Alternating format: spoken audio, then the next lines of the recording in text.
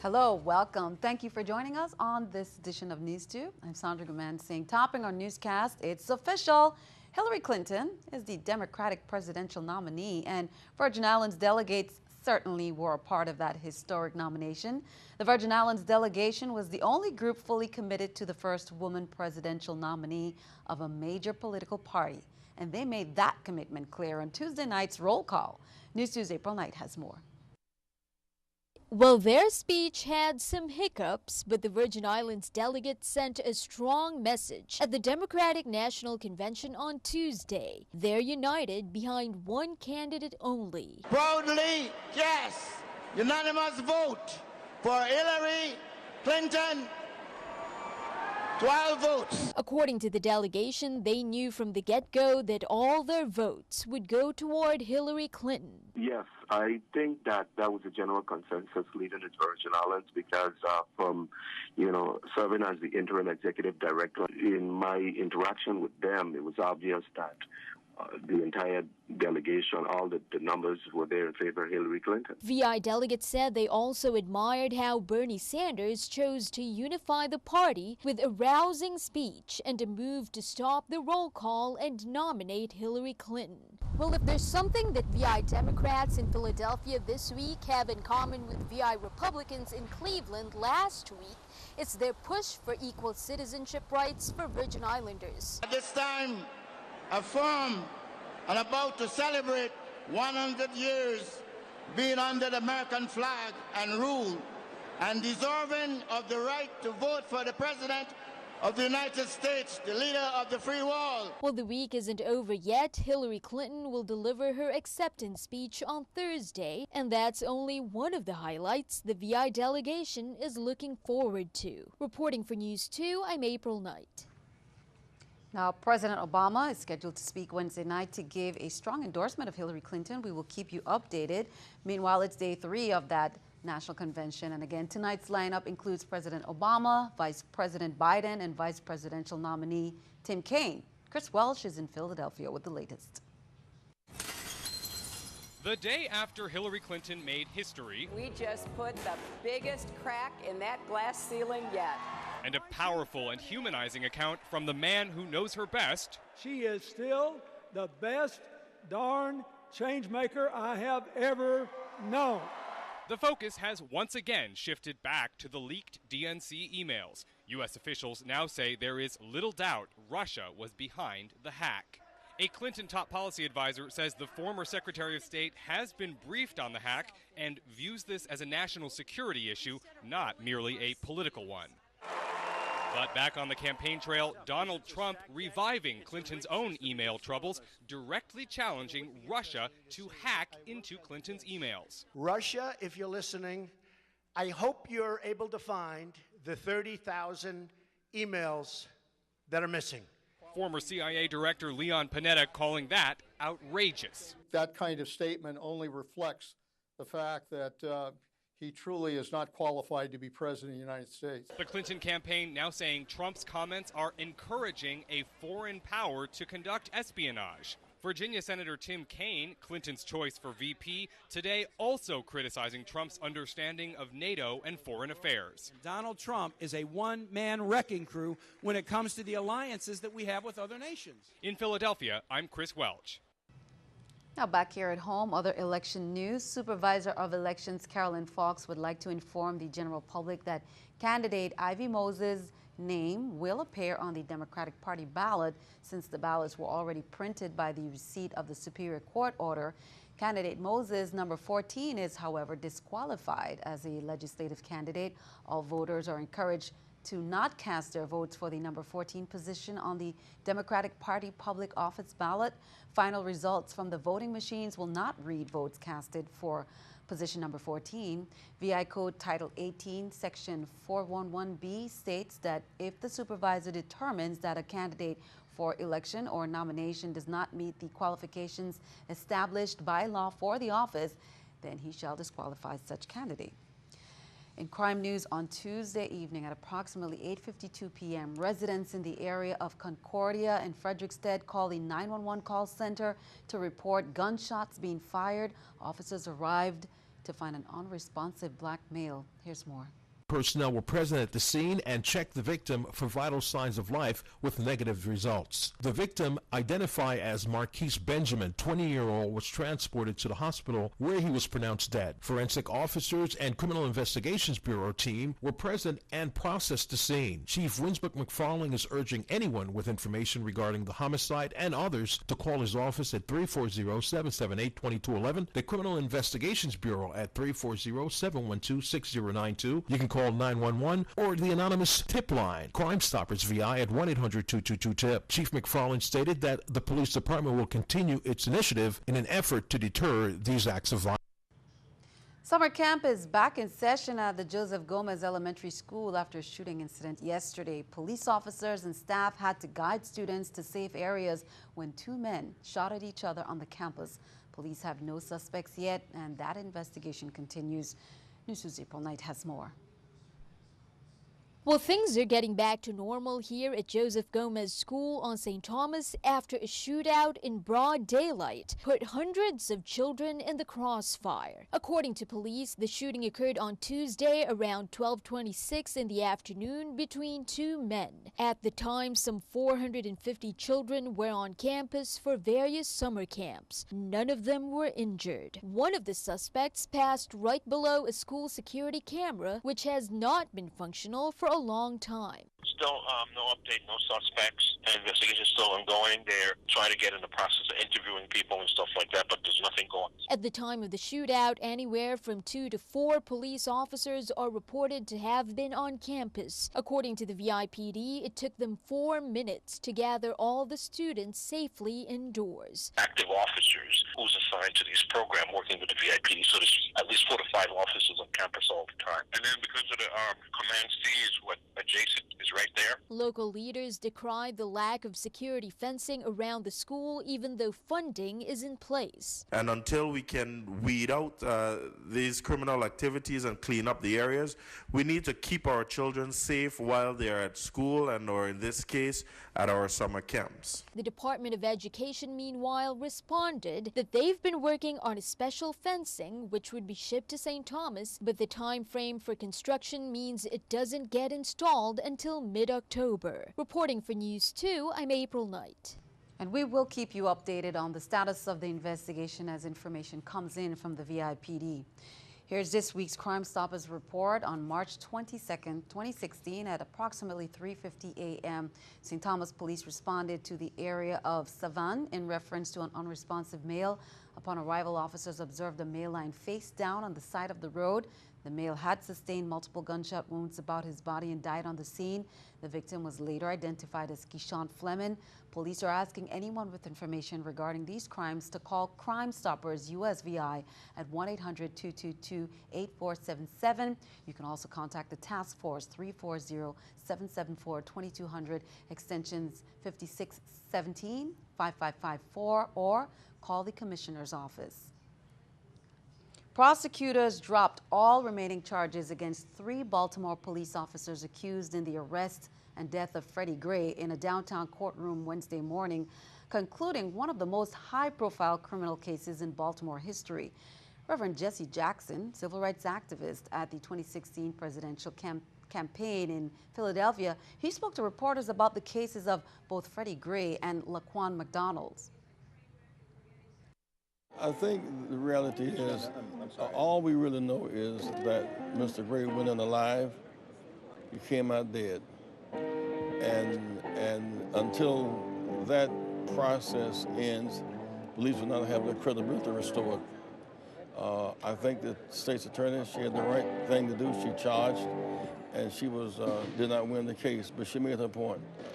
And Laquan McDonald in Chicago shot 16 times. Police lied, said it didn't happen, but the cameras caught them. So the cameras have proven to be the great ally and the arbiter of justice in this season. We just hope the killing stops. We hope the people stop killing police and police will stop killing people. We as a civilized people must stop the killing. Keeping our eye on the economy, Amazon's drones program announced that it is partnering with UK aviation regulators so it can test and develop new drone delivery systems. The UK Civil Aviation Authority gave Amazon permission to test several key drone delivery parameters. Amazon's goal is to use drones to deliver packages up to 5 pounds to customers in 30 minutes or less. In the United States, Federal Aviation Administration rules say drones must remain within visual line of sight of the operators, weigh no more than 55 pounds, and can only be operated one at a time. Here's a look at the stock market watch at the New York Stock Exchange. Dow down 1, NASDAQ and S&P. NASDAQ up 29, S&P 500 also down. Coming up on News 2, be sure to tune in our Zika Fight the Bite segment with lots of information with the Department of Health. It's coming up.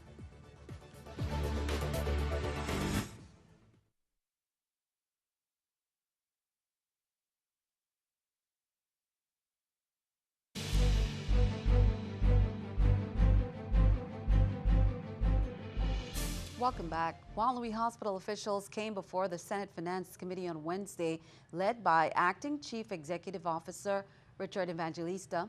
They asked for more than $20 million in government appropriations for fiscal year 2017.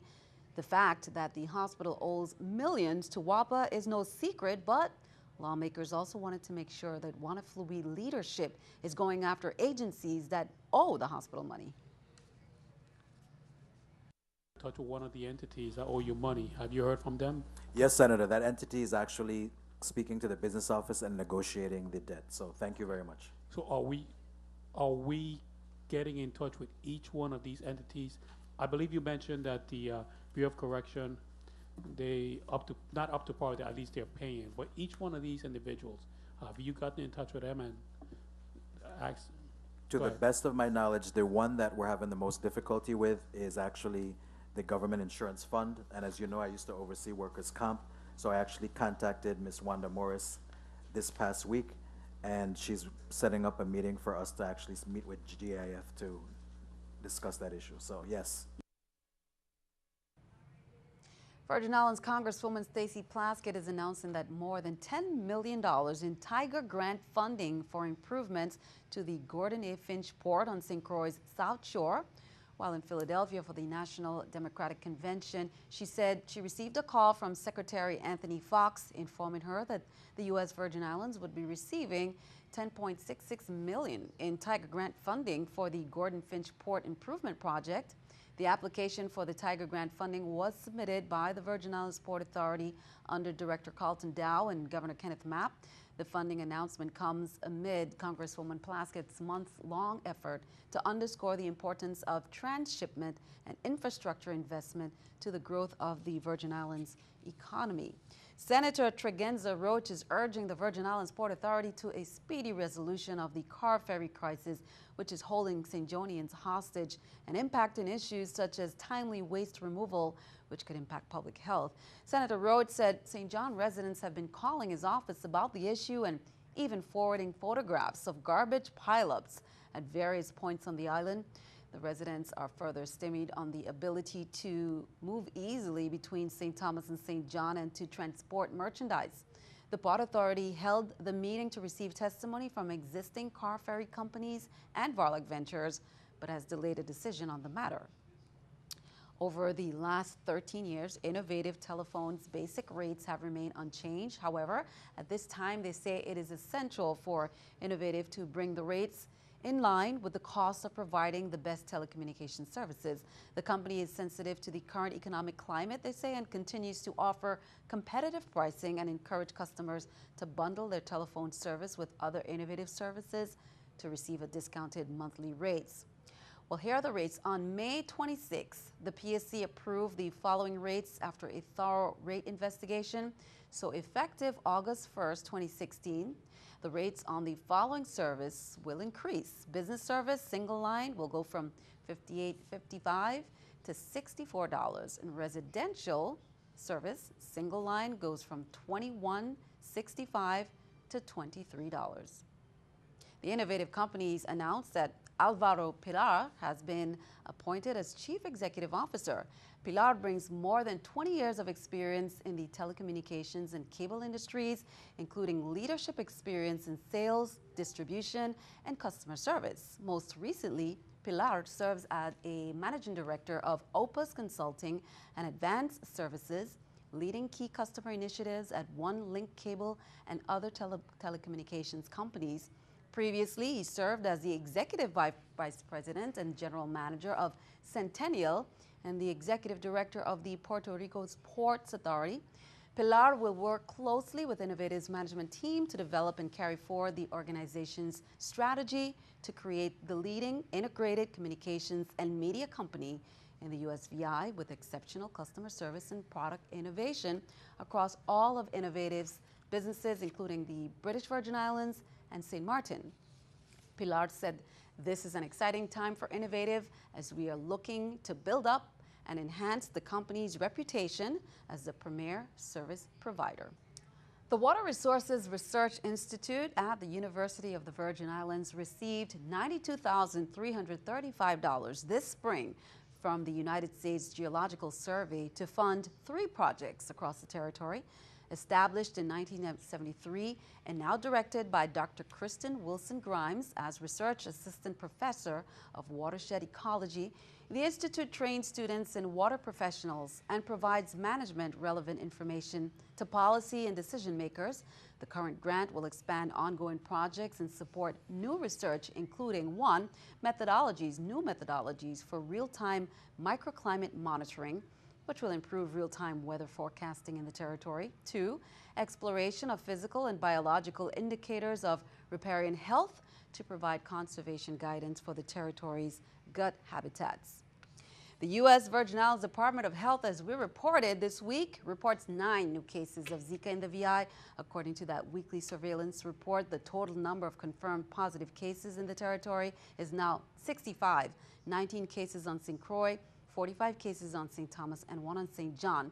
Out of 830 tests completed for pregnant women, 10 have laboratory evidence of Zika, 7 are presumptive positive, and 3 are confirmed.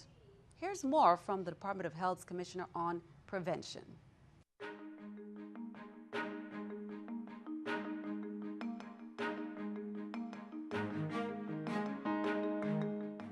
And how exactly does it affect people?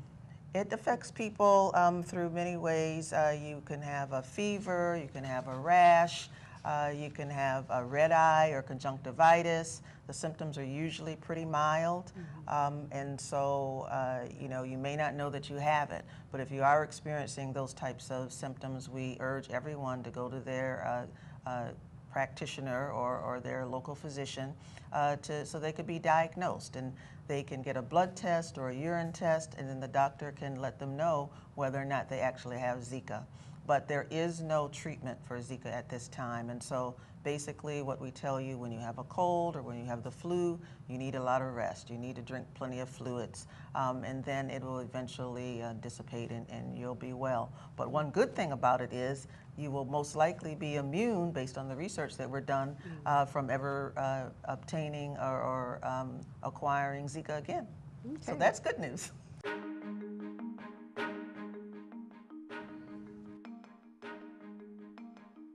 Be sure to tune in every week for those segments. Now, to ensure that pregnant women, their partners, and the public at large are fully informed about Zika, the Department of Health has been holding public forums. The first was held on Tuesday, July 26, on St. Croix. The second public forum is going on right now at the Kimmelman Cancer Center Auditorium on St. Thomas. It continues until 7:30. The first clinician-physician seminar will be held on St. Thomas at the Schneider Regional Medical Center in the Charlotte Kimmelman Cancer Auditorium from 8 to 9:30 a.m. That's on Thursday, July 28th. So we encourage everyone to come out to hear what physicians, infectious disease specialists, and pregnant women are saying regarding the Zika virus in the territory. You'll be able to ask questions, share your concerns, but most of all, you're going to get the facts on Zika. And if you're pregnant or considering becoming pregnant, you're highly encouraged to attend. Be sure to stick around. Your News 2 AccuWeather forecast is coming up next.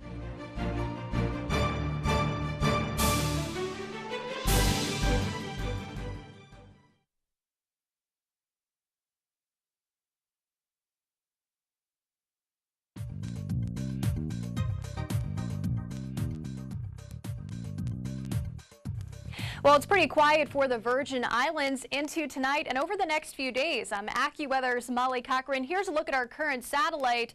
A few shades of gray to white off to our north mainly, and this is mainly associated with a weak tropical wave. So this will be pressing on through, bringing in the slight chance for a passing shower tonight and into tomorrow. But then as we head into the later half of the week, things are actually looking pretty dry and quiet. So partly cloudy skies tonight. Could be looking at a few isolated showers. Our overnight low stays in the 80s, very warm. We're back into the 90s for tomorrow in St. John. Much of the day going to be rather quiet, but a stray shower due to that weak tropical wave pressing on through can't entirely be ruled out. So you might be dodging a few raindrops out at the beach, but we should be lucking out with a pretty nice day for the most part. St. Thomas, pretty similar setup here, a stray shower, and our daytime highs will stay in the lower 90s. St. Croix at 90 with a brief shower or two for tomorrow. Sunny skies for the most part, but better chance to see those showers pushing in for the afternoon. Quickly in and quickly out. You know the drill here. Won't be a complete washout by any means. Here's a look at our marine forecast for the Atlantic-facing beaches. Waves are between 2 to 4 feet, and our winds are out of the east between 10 to 15 knots. So boaters in a small craft, maybe you're heading out to do some sailing, definitely want to exercise a bit of caution as it is a little bit on the breezy side, and that's also to be said for the Caribbean facing side, but we don't have any advisories in effect, so that's definitely a good thing. Winds are out of the east here between 10 to 15 knots as well. Here's a look at our extended forecast. So as we head into Saturday and Sunday, better chance to have sunshine for a full afternoon, but you can't entirely rule out an isolated shower in spots. Notice those daytime highs stay in the 90s right through next week with our overnight lows in the lower 80s. Sandy, back to you. Thank you for that, Molly. It is time for our news to weather picture there by Destiny Jarvis, 10 years of age, representing E. Benjamin Oliver Elementary School, and that is the best summer shot right there. It includes so much color.